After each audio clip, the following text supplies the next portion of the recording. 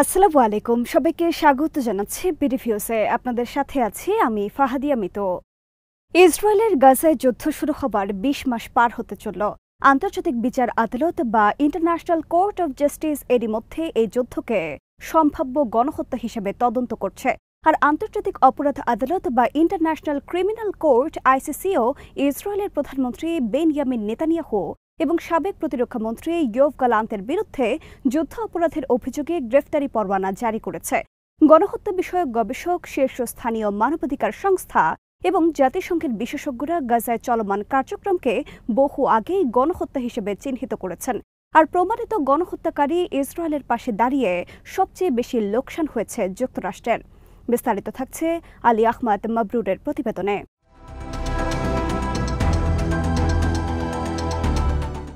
শুধু বিশেষজ্ঞ বা আদালত অঙ্গনই নয়, বিশ্বজুড়ে অসংখ্য মানুষ নিয়মিত মিছিল করে তাদের সরকারকে এই গণহত্যা বন্ধে পদক্ষেপ নেওয়ার আহ্বান জানিয়েছে। তবে গণহত্যা বন্ধের পথে একটি মাত্র শক্তি বাধা হয়ে দাঁড়িয়ে আছে, সেটি হলো যুক্তরাষ্ট্র। দেশটিতে বাইডেন প্রশাসন থেকে ট্রাম্প প্রশাসনের কাছে ক্ষমতা হস্তান্তর হয়েছে ঠিকই, কিন্তু নীতির ক্ষেত্রে কোনো পরিবর্তন দেখা যায়নি। ইসরায়েলের প্রতি নিঃশর্ত সমর্থন যেন যুক্তরাষ্ট্রের রাজনৈতিক কাঠামোর এমন এক মূলনীতি হয়ে দাঁড়িয়েছে যেটি ছোঁয়ার সাহসও কেউ দেখায় না।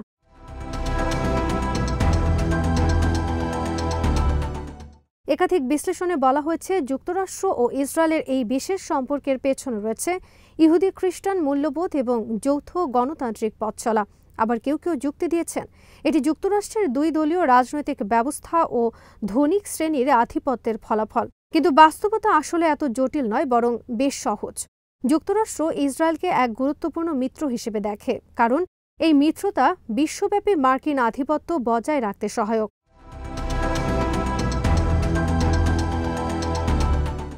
বিশ্বে যুক্তরাষ্ট্রের প্রভাব যখন অবধারিতভাবে কমে আসছে, তখন ইসরায়েল সেই আধিপত্য টিকিয়ে রাখার একমাত্র অস্ত্র।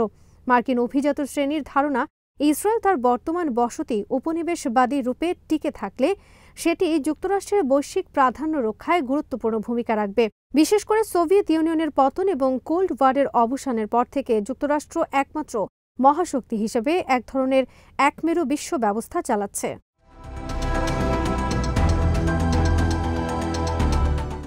পশ্চিমা সাম্রাজ্যবাদী আধিপত্যের উত্তরসূরি হিসেবে মার্কিন সাম্রাজ্য গোটা বিশ্বের অর্থনীতি, রাজনীতি এবং সংস্কৃতির ওপর ব্যাপক প্রভাব বিস্তার করে, যা নিয়মিতভাবেই বিশ্বের এখানে বা সেখানে কোটি কোটি মানুষের জীবনের জন্য ধ্বংসাত্মক পরিণতি ডেকে আনে। অন্যান্য সাম্রাজ্যের মতোই যুক্তরাষ্ট্র তার আধিপত্য এবং প্রভুত্বকে সামরিক শক্তির মাধ্যমে সুসংহত ও সম্প্রসারিত করে বা করতে চায়। এ কারণে মার্কিন সামরিক ও রাজনৈতিক অবকাঠামোর মাধ্যমে যুক্তরাষ্ট্র বিশ্বজুড়ে নানাবিধ সম্পদ, বাণিজ্য পথ ও বাজারে প্রবেশাধিকার এবং নিয়ন্ত্রণ নিশ্চিত করে। এর ফলে তাদের অবিরাম অর্থনৈতিক প্রবৃদ্ধি ও আধিপত্য বজায় থাকে। তবে সাম্প্রতিক বছরগুলোতে দেখা যাচ্ছে মার্কিন আধিপত্য চ্যালেঞ্জের মুখে পড়েছে। ২০০৮ থেকে ৯ সালের যুক্তরাষ্ট্রের আর্থিক সংকট, যা পরে বৈশ্বিক মন্দায় রূপ নেয়, মূলত তখন থেকেই যুক্তরাষ্ট্রের চ্যালেঞ্জের সূত্রপাত হয়। এই সংকট স্পষ্ট করে দেয় মার্কিন আধিপত্য বিশ্ব অর্থনীতির ওপর কতটা নেতিবাচক প্রভাব ফেলতে পারে। আর এই নির্মম বাস্তবতা অনুধাবন করেই চীন, রাশিয়া ও ভারতের মতো শক্তিশালী দেশগুলো নিজেদের রক্ষার জন্য পদক্ষেপ নিতে শুরু করে। এর ফলে গঠিত হয় ব্রিক্স নামের অর্থনৈতিক জোট, এই প্রভাব মোকাবেলার একটি যৌথ প্রয়াস।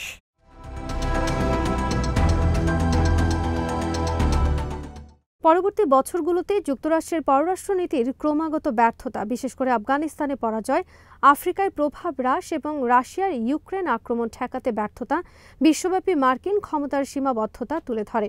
যুক্তরাষ্ট্রে ডোনাল্ড ট্রাম্পের উত্থান এবং উগ্র ডানপন্থী জনজাতীয় রাজনীতির বিস্তারও বোঝায় যে যুক্তরাষ্ট্র নেতৃত্বাধীন তথাকথিত উদারনৈতিক বিশ্ব ব্যবস্থার মূলে ফাটল ধরেছে। ইতিহাসে কোনো সাম্রাজ্যই সহজে তার পতন মেনে নেয়নি এবং যুক্তরাষ্ট্র ব্যতিক্রম হবে না।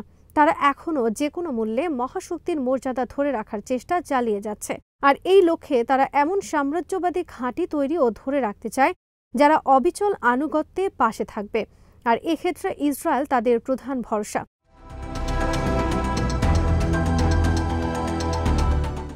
কোল্ড ওয়ারের সময় পশ্চিম ইউরোপ এবং ইসরায়েল ছিল যুক্তরাষ্ট্রের অনুগত অংশীদার, যারা ইউরোপ ও মধ্যপ্রাচ্যে সোভিয়েত ইউনিয়নের বিরুদ্ধে মার্কিন অবস্থানকে শক্তিশালী করতে সহায়তা করেছিল। এই মুহূর্তে এসে প্রায় 1 শতাব্দী পুরনো ট্রান্স আটলান্টিক জোট কিছুটা দুর্বল হয়ে পড়লেও যুক্তরাষ্ট্র ইসরায়েল সম্পর্ক আগের মতোই দৃঢ় ও অবিচল রয়ে গেছে। ইসরায়েল নিজেকে একটি বিশ্বস্ত সাম্রাজ্যবাদী ঘাঁটি হিসেবে প্রমাণ করেছে। জায়নবাদী এই দেশটি মূলত দুটি প্রধান উপায়ে মার্কিন সাম্রাজ্যবাদের সহায়ক ভূমিকা পালন করে। প্রথমত, ইসরায়েল যুক্তরাষ্ট্রকে একটি সাম্রাজ্যের জন্য সবচেয়ে গুরুত্বপূর্ণ বাজার জ্বালানি বাজারে প্রবেশাধিকার ও নিয়ন্ত্রণে সহায়তা করে। মধ্যপ্রাচ্য হল বৈশ্বিক জ্বালানি বাণিজ্যের একটি গুরুত্বপূর্ণ কেন্দ্র এবং এই অঞ্চলের তেল ও গ্যাস নীতি বৈশ্বিক অর্থনীতিতে ব্যাপক প্রভাব ফেলতে পারে।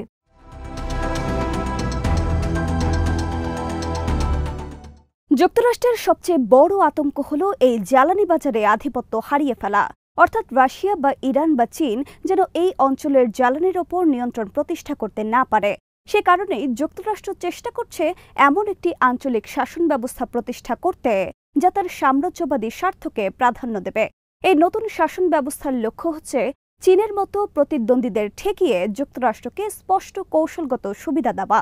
সাবেক মার্কিন প্রেসিডেন্ট জো বাইডেন এবং বর্তমান ট্রাম্প প্রশাসনের জন্য ফিলিস্তিনে ইসরায়েলের গণহত্যা ও প্রতিবেশী রাষ্ট্রগুলোর প্রতি আগ্রাসন আসলে এই নতুন নিরাপত্তা বাস্তবতা প্রতিষ্ঠার একটি কৌশল, যার উদ্দেশ্য হল বিরোধী গোষ্ঠী ও সরকারগুলোকে নির্মূল করা। এ কারণেই যুক্তরাষ্ট্রের সমর্থন কখনোই থেমে যায়নি।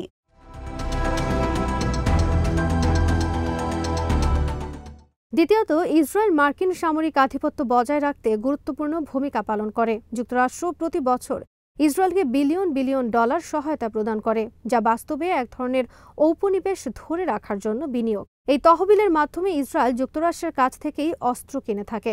এরপর ইসরায়েল সেই অস্ত্রগুলো মধ্যপ্রাচ্যে ব্যবহার করে, যা আবার মার্কিন অস্ত্র প্রস্তুতকারকদের জন্য টেস্ট কেস হিসেবে কাজ করে।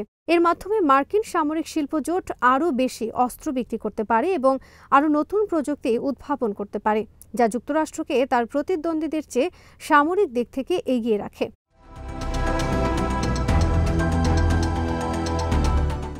এই দৃষ্টিকোণ থেকে ইসরায়েল হচ্ছে মার্কিন সাম্রাজ্যবাদী যন্ত্রের একটি অপরিহার্য অংশ। ইসরায়েল ছাড়া যুক্তরাষ্ট্রের পক্ষে মধ্যপ্রাচ্যে তার প্রভাব ধরে রাখা কঠিন হয়ে পড়ত। এ কারণেই প্রেসিডেন্ট বাইডেন একবার বিখ্যাতভাবে বলেছিলেন, যদি ইসরায়েল না থাকতো তবে যুক্তরাষ্ট্রকেই পুনরায় ইসরায়েলের মতো কোনো একটি দেশ সৃষ্টি করতে হতো। গত 1.5 বছরে দুটো দৃশ্যপট বিশ্ববাসী অবলোকন করেছে।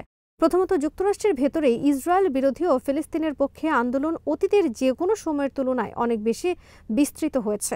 আর দ্বিতীয়ত, যুক্তরাষ্ট্রের প্রশাসন ফিলিস্তিন সংহতি আন্দোলনের ওপর নজিরবিহীন দমন পীড়ন চালিয়েছে, যার প্রভাব পড়েছে শিক্ষাক্ষেত্রে, স্বাস্থ্যসেবা সহ সকল জনপরিসরে। একই সঙ্গে এও লক্ষ্য করা গেছে যে শুধুমাত্র ফিলিস্তিনের পক্ষে অবস্থান নিয়েছে বলে যুক্তরাষ্ট্র নানাভাবে দক্ষিণ আফ্রিকার মতো দেশগুলোর ওপর চড়াও হয়েছে, আবার অনেক দেশের ওপর স্যাংশনও আরোপ করেছে।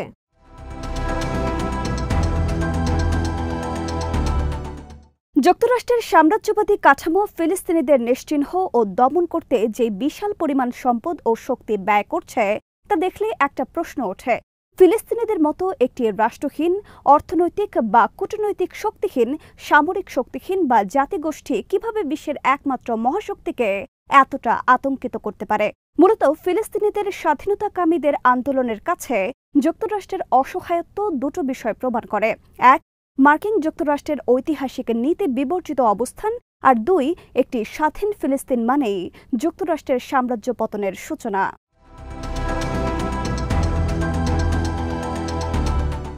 যুক্তরাষ্ট্র সক্রিয়ভাবে চেষ্টা করছে যেন বিশ্ব ইসরায়েলকে অর্থনৈতিক ও রাজনৈতিকভাবে বিচ্ছিন্ন করে না ফেলে, কারণ তারা জানে একবার যদি এমন বিচ্ছিন্নতা শুরু হয় তাহলে ইসরায়েলের একটি বসতি উপনিবেশ স্থাপনকারী রাষ্ট্র হিসেবে টিকে থাকা কঠিন হয়ে পড়বে। সেই সঙ্গে শুরু হতে পারে একটি উপনিবেশ মুক্তিকরণ প্রক্রিয়া।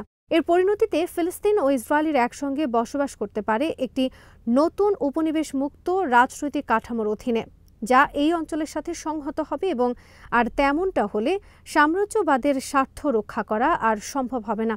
ফিলিস্তিন ইসরায়েল ভূখণ্ডে একটি উপনিবেশ মুক্ত ব্যবস্থা প্রতিষ্ঠা শুধু ওই অঞ্চলের পরিবর্তন নয়, এটি গোটা বিশ্ব ব্যবস্থার উপনিবেশ মুক্তির দিকেও এক বিশাল পদক্ষেপ হবে। আর এটাই যুক্তরাষ্ট্রের সবচেয়ে বড় আতঙ্ক।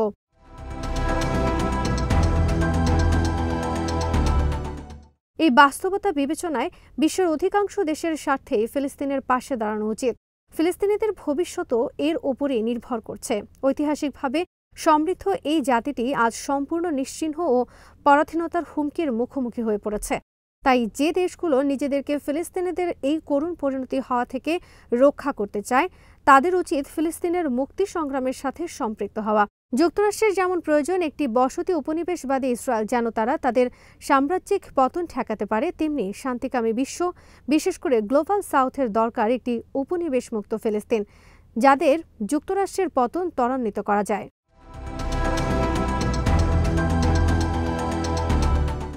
ফিলিস্তিন শুধুই প্রতীক নয়, বাস্তব অর্থে ফিলিস্তিন দাঁড়িয়ে আছে মার্কিন ও পশ্চিমা সাম্রাজ্যবাদের সামনে সবচেয়ে বড় বাধা হয়ে।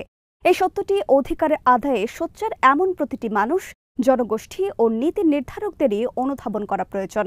আজ এখানেই শেষ করছি। সবাই ভালো থাকুন, সুস্থ থাকুন আর দেখতে থাকুন বিডিভিউজ। চ্যানেলটি ভালো লাগলে সাবস্ক্রাইব করুন, সংযুক্ত থাকুন আমাদের ফেসবুক পেজে। আল্লাহ হাফেজ।